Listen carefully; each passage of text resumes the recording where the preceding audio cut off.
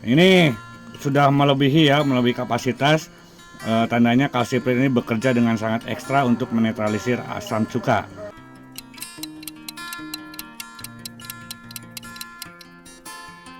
Setelah 15 menit, mari kita cek lagi dengan pH tester. Kita celupkan pH testernya. Bisa dilihat teman-teman. Nah, ini netral 7,0 setelah 15 menit.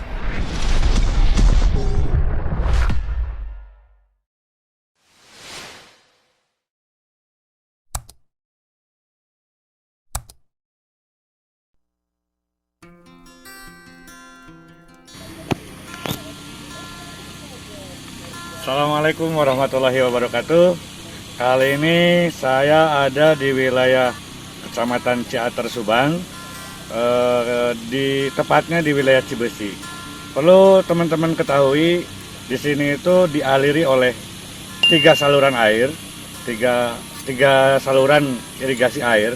Yang pertama ada air asam, ada air kesat, dan ada air normal.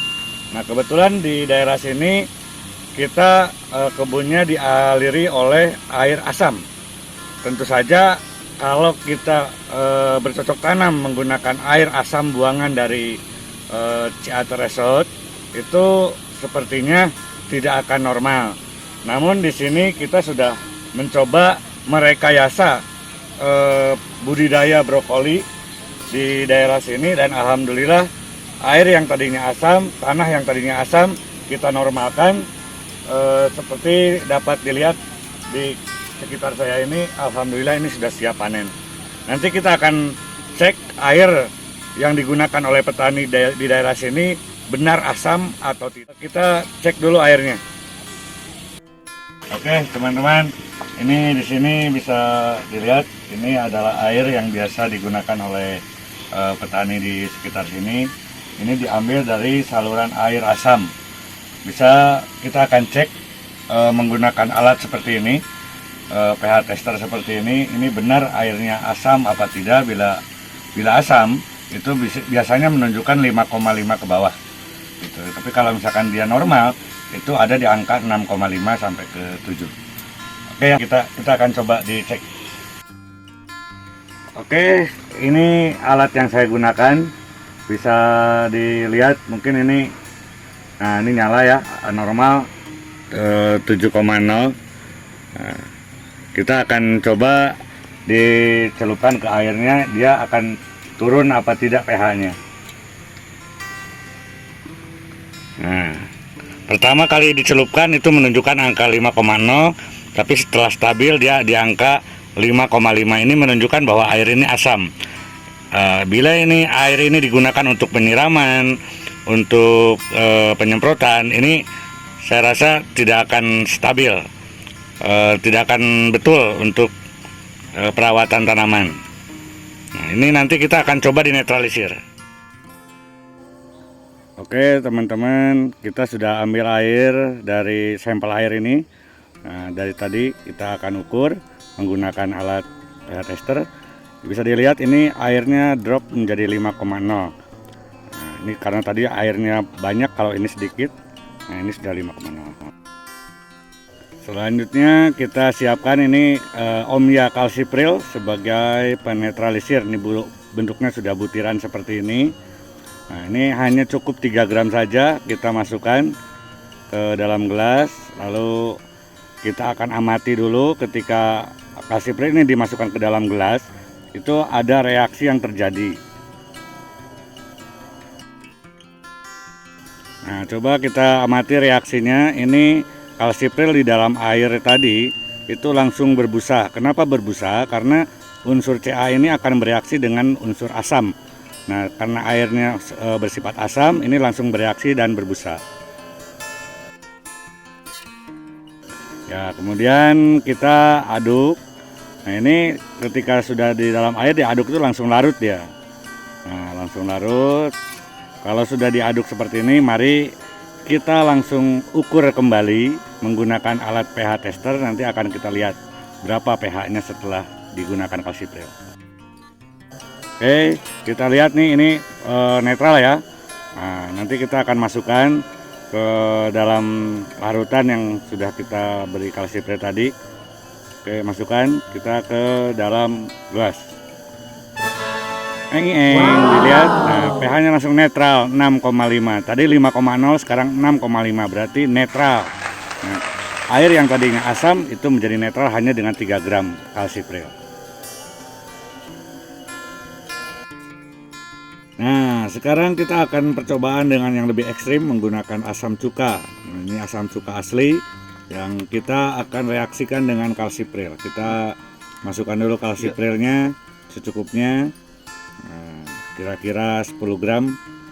Lalu kita akan masukkan asam cukanya. Nah, ini asli ya. Kita akan masukkan, lihat apa yang terjadi. Kita masukkan asam cukanya agak banyak. Nah, lihat, nah, bisa dilihat teman-teman ya, asam cuka ini langsung bereaksi dengan kalsipril. Nah, untuk melihat kualitas kalsium yang bagus, itu kita harus reaksikan dengan asam cuka. Apabila reaksinya langsung seperti ini, maka dipastikan kalsium itu dengan kualitas tertinggi. Nah, ini busanya tidak akan berhenti sebelum asam cukanya netral. Nah, asam cuka aja kita bisa netralkan, apalagi air yang asam atau tanah yang asam. Nah, ini kita tunggu beberapa saat sampai asam cukanya netral. Kita berikan lagi asam cukanya agar kalsiprilnya bekerja dengan ekstra. Nah, kita akan tunggu ya, ini reaksinya. Ini tidak akan berhenti teman-teman ya, reaksi seperti ini sampai asam cukanya netral, benar-benar netral. Nah, ini sudah melebihi kapasitas, tandanya kalsipril ini bekerja dengan sangat ekstra untuk menetralisir asam cuka. Nah, di sini bisa kita lihat bahwa kerja dari kalsipril ini sudah benar-benar bereaksi dengan asam cuka. Dia ingin menetralisir keasaman ini.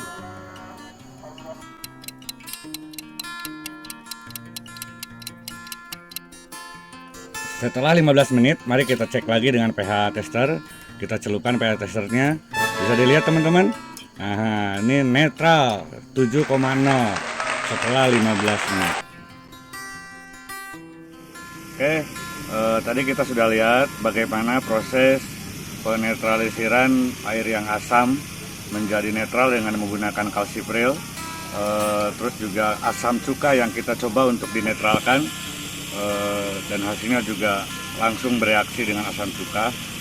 Lalu teman-teman semua, kenapa sih kita harus memperhatikan pH tanah? Seperti yang kita ketahui bahwa pH tanah itu sangat mempengaruhi asimilasi unsur N, P, dan K. Jadi ketika pH-nya rendah 4,5, maka unsur N, P, dan K yang bisa diserap oleh tanaman itu kisaran 30-35%. Akan tetapi bila pH-nya naik menjadi 5,5, maka unsur N, P, dan K-nya akan bisa diserap oleh tanaman sekitar 60%. Lalu dengan pH berapa supaya NPK bisa diserap 100% oleh tanaman? Yaitu pH-nya 6,5. Wow. Dengan menggunakan kalsipril, kita bisa menetralisir tanah. Di saat tanah ini asam, maka di situ akan timbul yang namanya penyakit tular tanah. Penyakit tular tanah seperti apa? Ada Leiofusarium, ada Leiobakteri, terus juga ada Plasmodiopora atau betian atau akar gada. Nah, ini juga penyakit-penyakit yang menular di dalam tanah. Nah, bisa dilihat semuanya bahwa kita merekayasa tanah yang asam ini menjadi netral menggunakan kalsipril di awal tanam. Lalu ada pengecoran menggunakan kalsipril dengan KNO. Dan hasilnya seperti ini. Tapi jangan coba-coba sekali-kali mencampurkan antara kalsipril dengan unsur pupuk P. Di setiap pupuk yang yang ada unsur P-nya jangan dicampur dengan kalsipril. Kenapa? Karena unsur P dan Ca atau kalsium itu akan saling mengikat sehingga nanti tidak akan berguna bagi tanaman ataupun bagi tanah untuk menetralisir tanah. Jadi kalau unsur P itu diberikan di lubang tanam yang lain di tengah-tengah. Tapi kalau kalsipril diberikan di lubang tanam. Dan hasilnya seperti ini. Dari 6.000 tanaman ini, alhamdulillah yang terkena akar gada itu hanya 4 pohon, dan itu pun penyebaran Plasmodiopora bisa terjadi di persemaian. Jadi kalau misalnya kita mau menyemai kubis-kubisan, alangkah baiknya media yang untuk menggunakan persemaian itu digunakan kalsipril agar pH-nya naik, nanti daya kecambahnya pun meningkat. Mungkin itu ulasan kali ini, semoga bermanfaat bagi teman-teman semua. Selamat bertani dan menuju keberhasilan pangan Indonesia.